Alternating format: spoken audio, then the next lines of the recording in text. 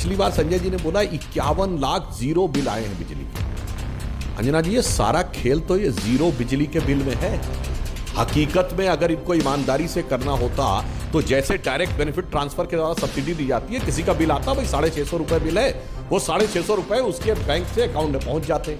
पर इन्होंने जानते क्या किया है? इन्होंने बिजली कंपनियों का हजारों करोड़ का बकाया एक एग्रीमेंट करवाया है उसके बोर्ड में अपनी पार्टी के पदाधिकारियों को भेजकर कि जनता को मुफ्त बिजली के नाम पे जो सब्सिडी दी जाएगी वो आपके उस लेनदारी से, यानी जो सरकार को देना है उसको, सरकार की जो देनदारी है उसमें लेनदारी है एडजस्ट कर लिया, यानी कंपनियों को जो देना है सरकार को उसमें एडजस्ट कर लिया जाएगा। इस पर एक जवाब ले लेती हूं संजय जी से। रीडिंग के साथ एक रीडिंग होनी चाहिए। संजय जी, इस आरोप में कितना दम है? क्या बिजली वाली कंपनी से सेटिंग कर ली है सरकार ने?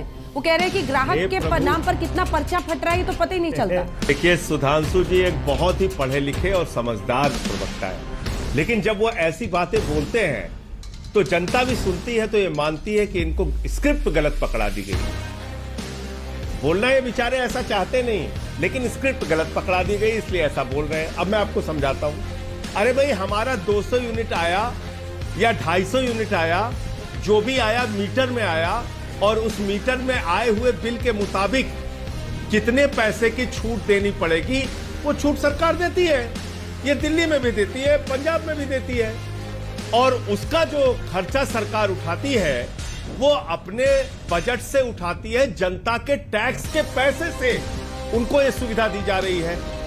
और दिल्ली राज्य, अभी एक रिपोर्ट आई है अंजना जी, पूरे देश में सबसे कम महंगाई दर अगर किसी राज्य में है तो दिल्ली में है, अरविंद केजरीवाल जी की, जहां पर ये तमाम मुफ्त योजनाएं चलती है जिसको रेवड़ी कह के ये लोग अपमानित करते हैं। अब मैं बताता हूं असली रेवड़ी ये लोग क्या करते हैं। जनता का टैक्स उठाते हैं, अडानी को लाखों करोड़ रुपए, 13.5 लाख करोड़ की संपत्ति है अडानी की। जनता का टैक्स उठाते हैं, पैसा बैंकों से पैसा उठाते हैं, पूंजीपतियों को बांटते हैं। 11 लाख करोड़ रुपए इन्होंने माफ कर दिया पूंजीपतियों का, राइट ऑफ कर दिया 11 लाख करोड़ रुपए, जिसकी वापसी की संभावना नगण्य है, जीरो है।